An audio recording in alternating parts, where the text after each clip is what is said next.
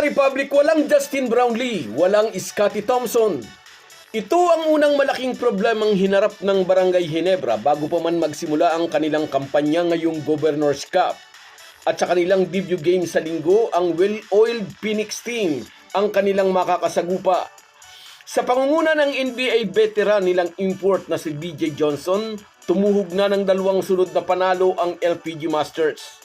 Sapat kaya ang husay ni Riley Grigsby para gabayan ang Ginebra? At sino ang sasalo sa all-around performance ni Scottie Thompson habang ito'y nagre-recover sa severe hamstring injury na natanong niya noong Commissioner's Cup Finals? Pag-uusapan po natin yan, pero bago ang lahat ay maglalambing po ako sa inyo na isubscribe ninyo itong ating channel at kung di masyadong makakaabala ay i-like at paki-share na rin ninyo. Malaking bagay po yan sa aming mga vlogger. Maraming salamat.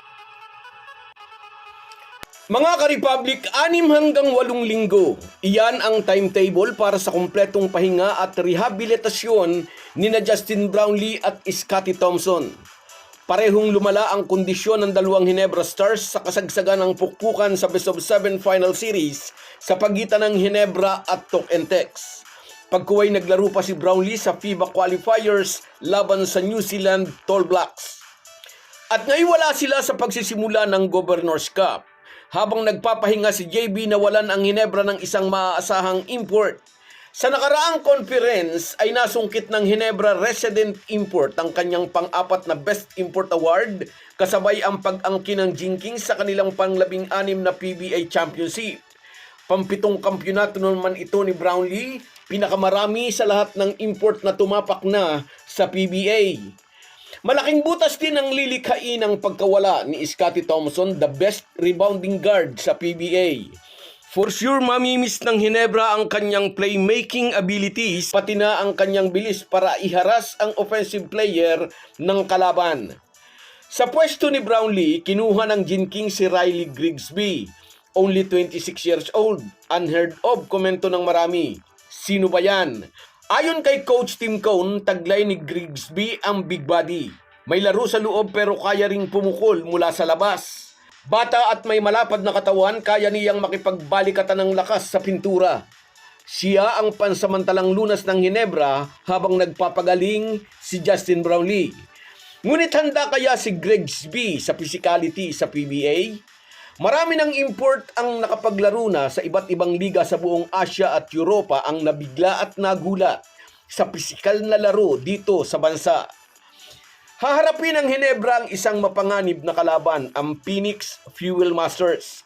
Mayroon ng 2 panalo ang mga ito sa tulong ng kanilang import na si BJ Johnson. Nasa kondisyon na ang kanilang mga local players. Maaalalang sa unang laro ng Phoenix kontra Magnolia ay nagpasabog agad si BJ Johnson ng 34 points and 10 rebounds. Double-double agad sa kanyang debut game at kagabi laban sa Meralco, 26 points and 6 boards. May 4 siyang 3-point shot. Iyan ang kalidad ng import na unang makakatapat ni Riley Grigsby. Kaya nga may mga nagsasabi, may bentahi raw ang Fuel Masters laban sa mga mag-aalak sa kanilang unang pagharap. Unang dahilan, nakadalawang official game na ang Phoenix. May idea na si BJ Johnson sa laruan ng mga local sa PBA.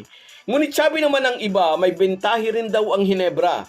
Na-scout na nila si BJ Johnson, pati na ang mga tendencies ng mga play na pinatatakbo ni Coach Charles Q. Sa kabilang banda, may elemento ng sorpresa ang Jinkings dahil first time palang maglalaro sa kanila si Riley Grigsby.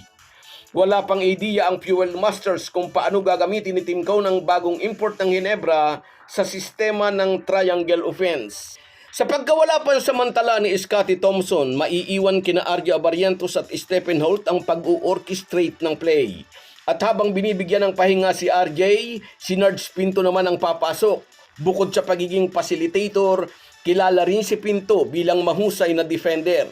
Malaki ang kanyang naging role sa pagsungkit ng Ginebra sa Commissioner's Cup title.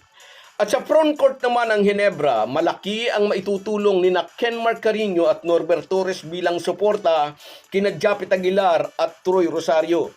6'8" si Carino, may nagsasabing 6'9", at matapos ang halos 2 taon ng recovery, Ngayon ay 100% healthy na siya. Naging miyembro ng PBA All-Defensive Team, isa si Carino sa tinitingnang gagambala kay BJ Johnson at sa iba pang bigs ng Phoenix. Kung inyong naaalala, dating magkakasama sa Terra Firma sina Carino, Stephen Holt at Isaac Go. Kasali sila noon sa core ng Jeep team na muntik nang makasalta sa semis kalaban ang SMB. Ngayon ay sama-sama ulit sila sa Ginebra kung kaya't alam na nila ang laro ng isa't isa.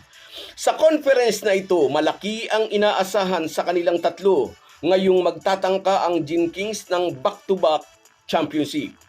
So guys, yan lang muna. Hanggang sa muli.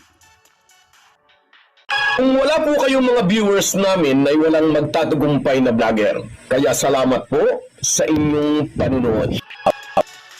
Shout out sa iyo, Enrico de Guzman, nasa Belgium ito, kababayan ko sa Bawan. At sa iyo rin, Herminia Balingit, shout out sa iyo. Salamat sa laging panunood. At sa iyo rin, Almira Maravilla, ang ganda ng name mo. Shout out sa iyo. At sa iyo rin, shout out Norman Flores. Ito ang hindi ako iniiwan kahit saan ako pumunta. Sa iyo rin, Ray Arabit.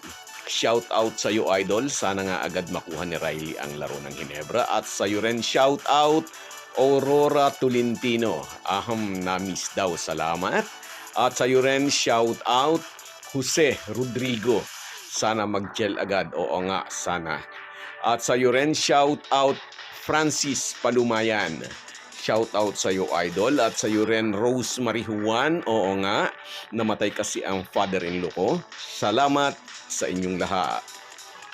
Kahit gaano po tayo kabisi, ay huwag po nating kalimutan ang ating buhay espiritual. Lagi po tayong magpasalamat sa bawat araw na dagdag sa ating buhay. Malaki po ang maitutulong ng pananalangin araw-araw. Isang paalala po mula sa inyong Halo Halo Sports Republic.